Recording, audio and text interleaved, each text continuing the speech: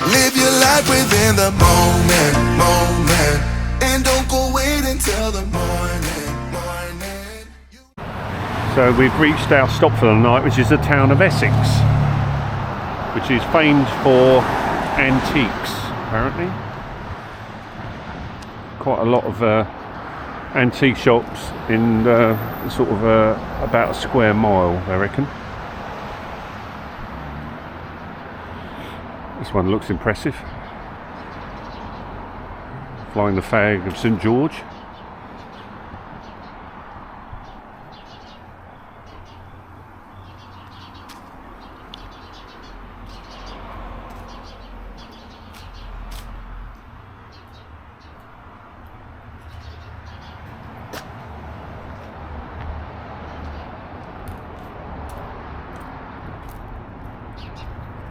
Apparently there's a walk around the town, or is it a historic walk? Which sadly we won't have enough time to do because we're only here for the night. But very colonial. We're staying in a lovely, like I say, it describes itself as the old colonial house. So it's the same with these sort of shaker colonial buildings along the main street.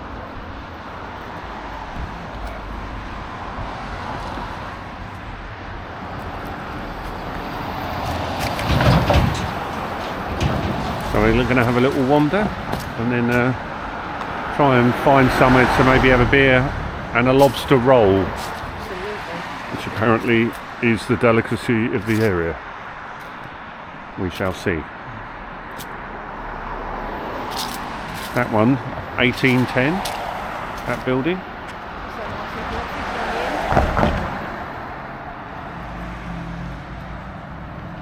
Looks like that one's in need of a bit of renovation, the old purple house.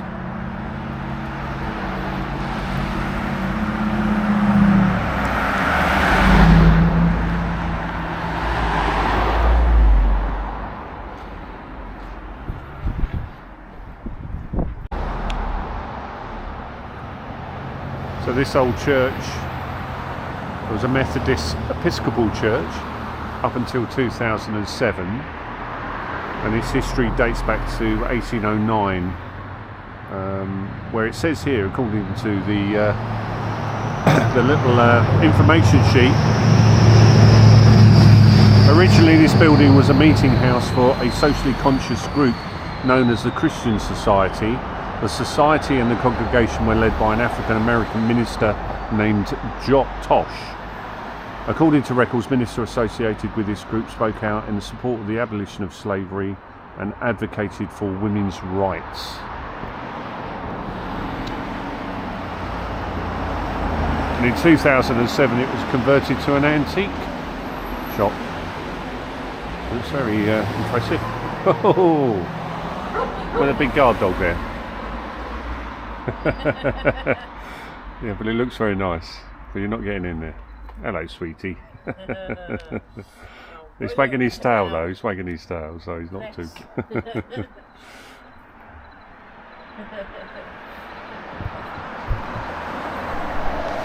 I'm glad he's the other side of that that window though.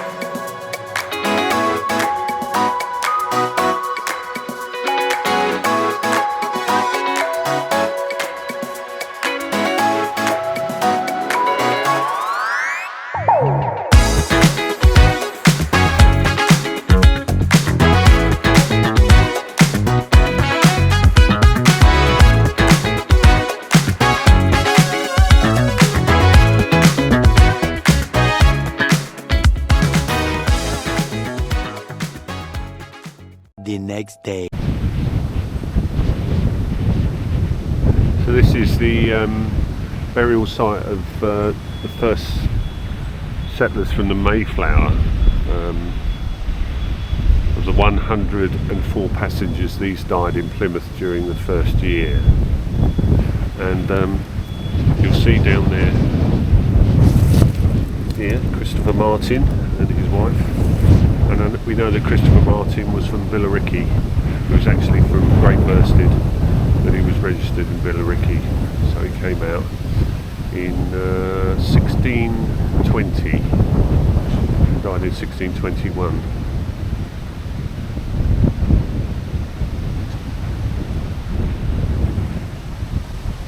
So we're in Plymouth, and the Mayflower replica is just over there, so that's where we're going to head now.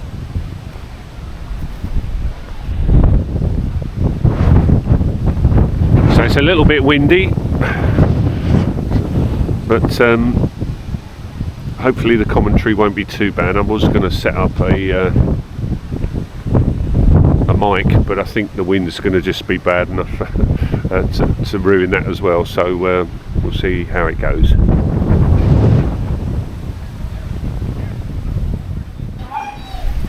Okay, so the significance of this is the landing place at Plymouth.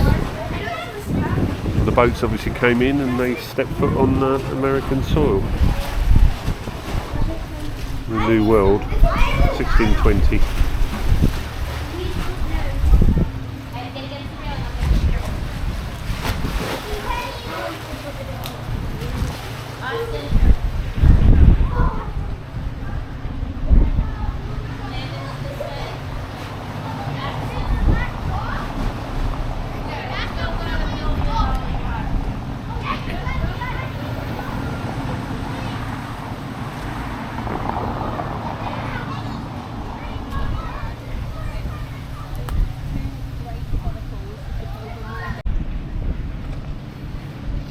We're now on the Mayflower 2 experience. We're going to get on board.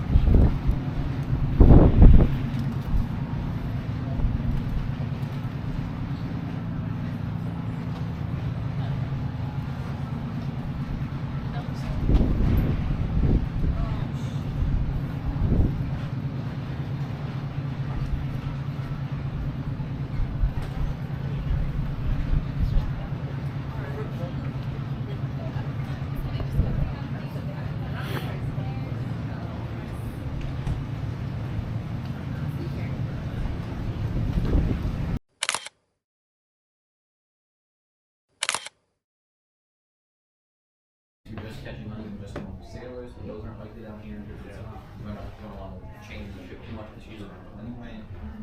I mean, the pool that bumped over there is a possibility. Because those were from a shipwreck from 1628 from the That's the thing that's at the top.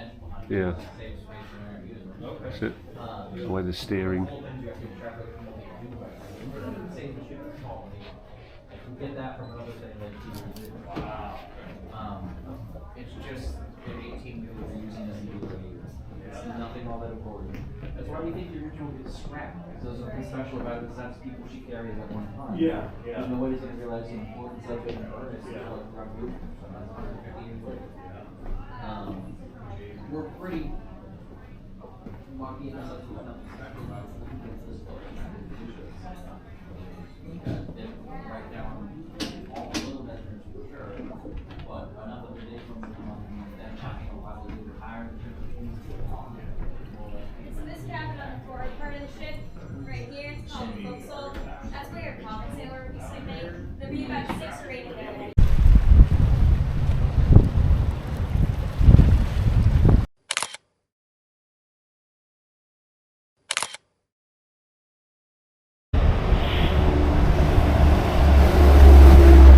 So this is officially America's first street. After the pilgrims got off of the boat, they started to cut away the tree line and started to build cabins. And it took them a while, but this is apparently where they started to make inroads into the actual land itself. You have to imagine that when they saw the shoreline, it was covered in trees, and so they had to then row the boat, get onto the shoreline, get through the trees, and then sort of do a recce of the area to make sure that it was safe, because they had Native American Indians and tribes around the area. There were also graves that they didn't want to disturb and cause chaos amongst the locals, but they eventually managed to build some cabins, and this one is the site of one of the houses built in 1621. 7 dwelling houses were built the first year, in addition to the one occupied by the governor. This lot was assigned to Peter Brown. There you go.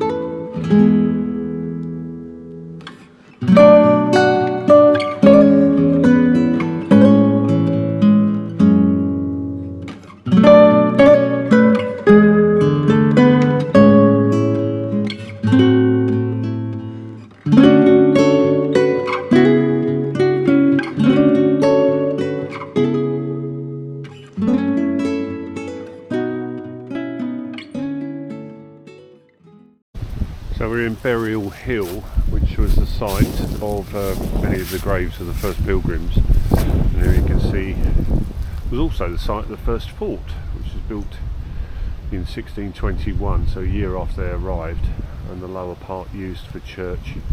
Also site of the fort, built in 1675. I mean, it's an ideal place it's the highest point as you're coming off the coast, so any good tactician or military person will know, build the fort on the hill.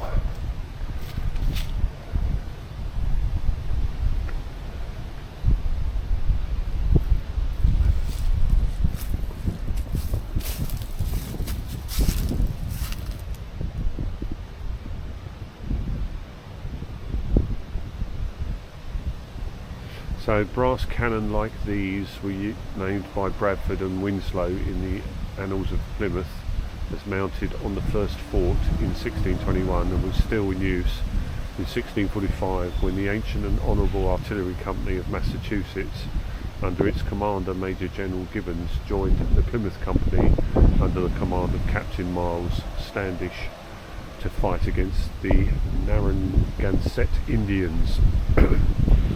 So these pictures are from the collection in the British National Artillery Museum. They were the only cannon of that period and of the English manufacture in the collection, in consideration of the greatness of the occasion, the tercentenary celebration of the landing of the Pilgrims, and the goodwill of the English nation. The government, on behalf of the British people, have made this gift to the town of Plymouth, Massachusetts.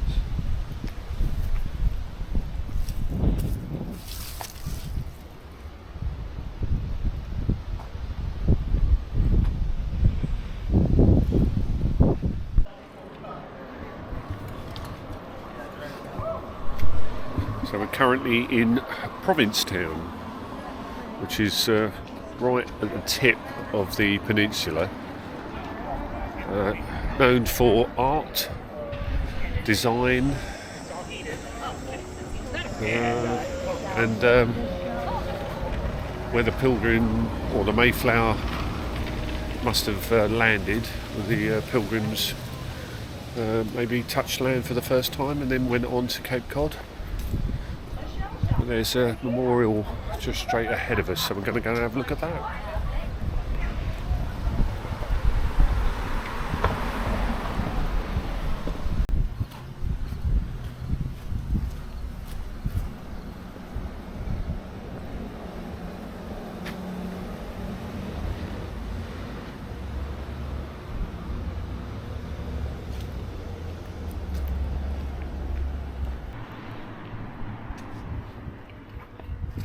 There we go, so this reads, in memory of the 5 Mayflower passengers who died at sea and while the ship lay in Cape Cod Harbour.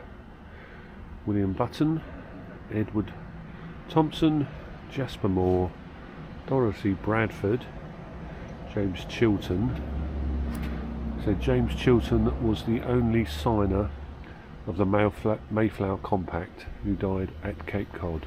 There we go, all 1620.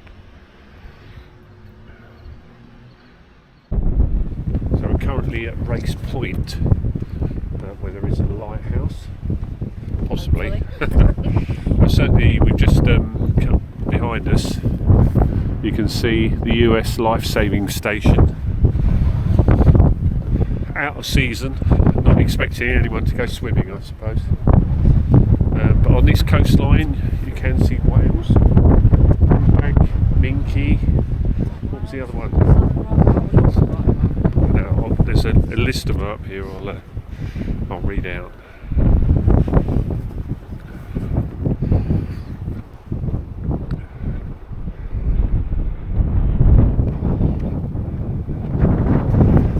Darcy blows. So fin whale, North Atlantic right whale, humpback whale and minke. Somewhere out there.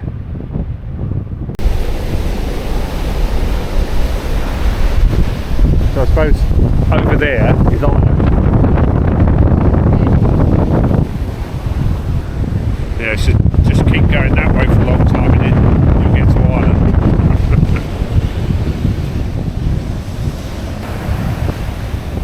Don't know if you can hear me over the wind, but there was a couple of seals literally only about 10 feet from the shore. Unfortunately I missed him. We'll see if we can pick him up.